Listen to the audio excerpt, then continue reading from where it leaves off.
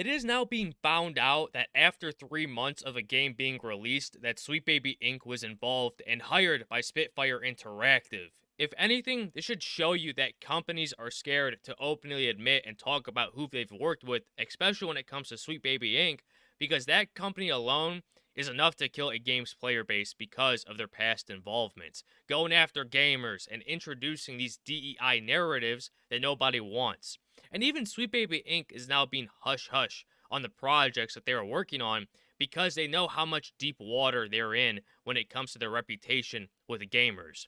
And in this instance, Sweet Baby Inc. was only found to be involved with this company because the end credits.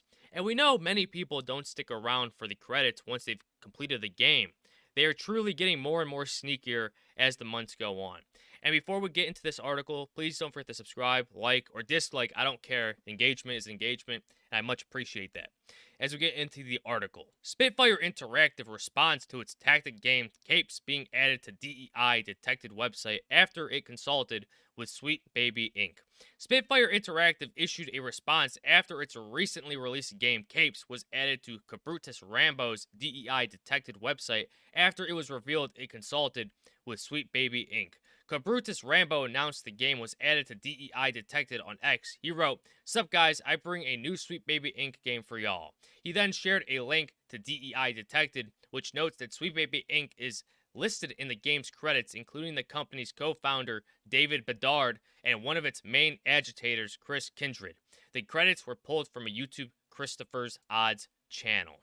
And why may have Spitfire Interactive done the way that they've done? Because it's simple. It's money at the end of the day. If it was announced that Sweet Baby Inc. was involved with Capes, their game, the game would be dead on arrival. You wouldn't even have a player base. And this game on Steam at least doesn't even have a player base. You can go on Steam right now, and the peak all-time players on Steam charts, this is coming from Steam DB, is 664 players with only 21 players playing it right now.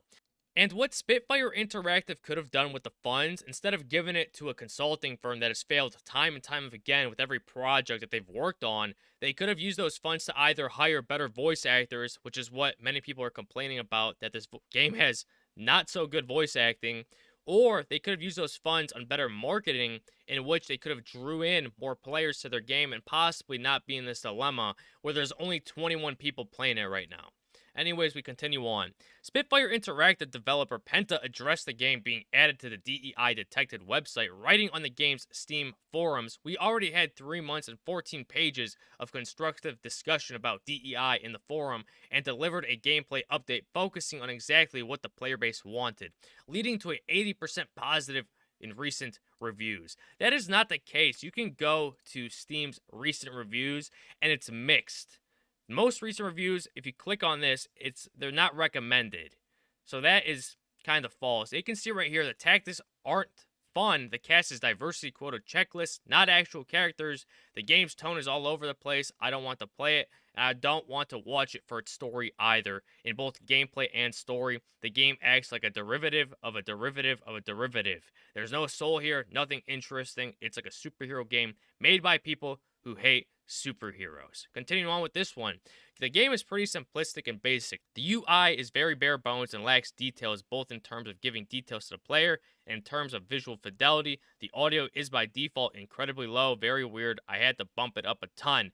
Not the end of the world. The voice acting is very hit or miss. The writing feels like a first or second pass on writing, and some of it feels like it was written by someone in high school or college. And this is what the funds could have been used for. They could have been used for better writers, better voice actors, but they didn't go down that route. And a lot of people are finding these reviews helpful. 99 people found this review helpful. 86 people found that review helpful, and 200 people found that review helpful. He continued, "You don't have to take my word for it. You can actually read up on yourselves. There's a link, but we were already able to explain that SBI only worked briefly, mainly to bring the 4 to 5 people strong indie dev team in contact with fitting voice actors, which has failed, together with the devs 2+ years ago, and many first skeptical players were able to find out that there was no hidden agenda or else we would force down your throats, or other concerns they had besides a well-rounded diverse cast, obviously." The thing is, even though you've worked with SBI for a short period of time, you're still giving them money. That's the problem. You're supporting a company that hates gamers and hates good games. And it's the principle at the end of the day. You're going to want to support good companies, not companies that attack your player base and potential consumers or customers. Penta then concluded, why don't we just focus on the most important question that the OP was mentioning already? Is Capes fun? And this is exactly why I brought up the positive reactions towards our most recent update. We think you would enjoy it if you gave it a chance. While Penta claims that most recent reviews are positive, the most helpful reviews in the past 30 days are negative. And I wouldn't be surprised if we continue finding more and more games trying to hide the fact that they've been involved with Sweet Baby Inc. and doing these kinds of moves where they're introducing the name of Sweet Baby Inc. within their end credits in hopes that players won't find it within their game. Because if that were to be the case, then their game is going to receive somewhat a lot of backlash and a lot of criticism because of them supporting a company that hates gamers. Anyways, let me know your guys' thoughts in the comments below. Don't forget to subscribe, like, comment, and share, and I'll catch you all in the next one. Bye bye.